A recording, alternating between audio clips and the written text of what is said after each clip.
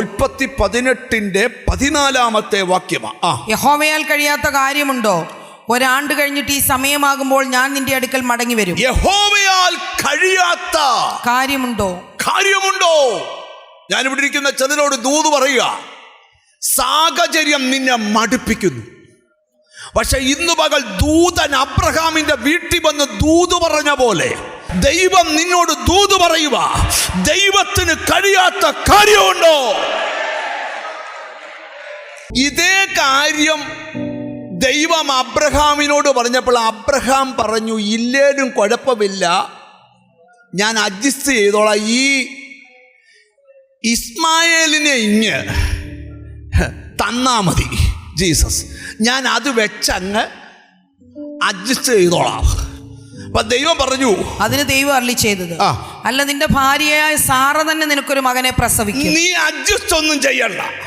നീ കുറെ നാളുകൊണ്ട് എൻ്റെ നാമം പറഞ്ഞുകൊണ്ട് നടന്നിട്ട് നീ അഡ്ജസ്റ്റ് ഒന്നും ചെയ്യണ്ട. എനിക്ക് നിന്റെ വീടിനകത്ത് തന്നെ ചെയ്യണം. നിന്റെ ഫാമിലിയിൽ തന്നെ ചെയ്യണം. നിന്റെ കുടുംബജീവിതത്തിൽ തന്നെ ചെയ്യണം.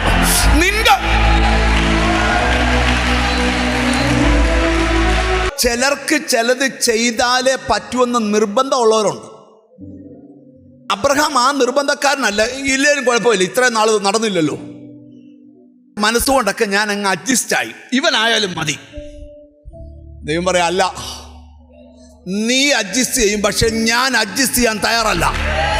എനിക്ക് നിന്റെ വീട്ടിലത് ചെയ്യണം, നിന്റെ ഫാമിലിയിൽ ചെയ്യണം.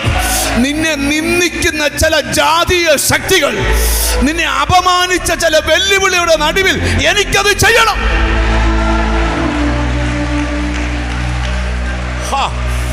പരിശുദ്ധാത്മാവ് ബന്ധപ്പെടുന്നു, ദൈവാത്മാവ് ബന്ധപ്പെടുന്നു, പരിശുദ്ധാത്മാവ് ബന്ധപ്പെടുന്നു. നിന്റെ വീട്ടിൽ അത് ചെയ്യണം. അബ്രഹാമിന്റെ വീട്ടിൽ ഒരു കാര്യം ചെയ്യാൻ അബ്രഹാമിനാണോ ധൃതി, ദൈവത്തിനാണോ ധൃതി? അബ്രഹാമിനല്ല നിർബന്ധം. ആർക്കാ നിർബന്ധം? ഞാനൊരു ശബ്ദം ദൈവത്തിൽ നിന്ന് കേൾക്കുന്നു. നിന്റെ വീടിനെ ഇങ്ങനെ വിടാൻ ദൈവം തീരുമാനിച്ചിട്ടില്ല. നിന്റെ ഫാമിലി ലൈഫിനെ ഇങ്ങനെ വിടാൻ ദൈവം തീരുമാനിച്ചിട്ടില്ല. നിന്ന സഹിച്ചത് മതി, അപമാനം കേട്ടത് മതി, സ്വപ്നം കണ്ടു കൊതിച്ചത് മതി. ഇനി അത് നിറവേറാൻ പോവാ.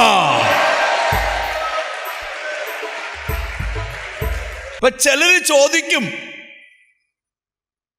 എങ്ങനെ നടക്കാനായത്? ഉത്തരം, യഹോവയാൽ കഴിയാത്ത കാര്യമുണ്ടോ? അടുത്തിരിക്കുന്ന കൈ കൊടുത്തേച്ചു, യഹോവയാൽ കഴിയാത്ത കാര്യമുണ്ടോ? നീ എഴുതിക്കൊണ്ട് വന്ന് പുറകിൽ കൊടുത്ത പ്രാർത്ഥനാ വിഷയത്തെ നോക്കി ദൈവം ചോദിക്കുക, യഹോവയാൽ കഴിയാത്ത കാര്യമുണ്ടോ? നിന്റെ കുടുംബ ചരിത്രം തിരുത്താൻ ദൈവം തീരുമാനിച്ചിട്ടുണ്ട്. എന്തു നീ കൊതിച്ചോ, എന്തു നീ ആഗ്രഹിച്ചോ, എന്തു നീ പ്രാർത്ഥിച്ചോ, എന്തു നീ കൊതിച്ചോ, അത് നിന്റെ വീട്ടിൽ ദൂതന്മാരെ ഇറക്കി. ഇവിടെ ദൂത് കേട്ടോണ്ടിരിക്കുമ്പോൾ നിന്റെ വീട്ടിൽ ദൂതന്മാരിറങ്ങട്ടെ. ഇവിടെ ദൂത് പറഞ്ഞുകൊണ്ടിരിക്കുമ്പോൾ നിന്റെ വീട്ടിൽ ദൂതന്മാരിറങ്ങി.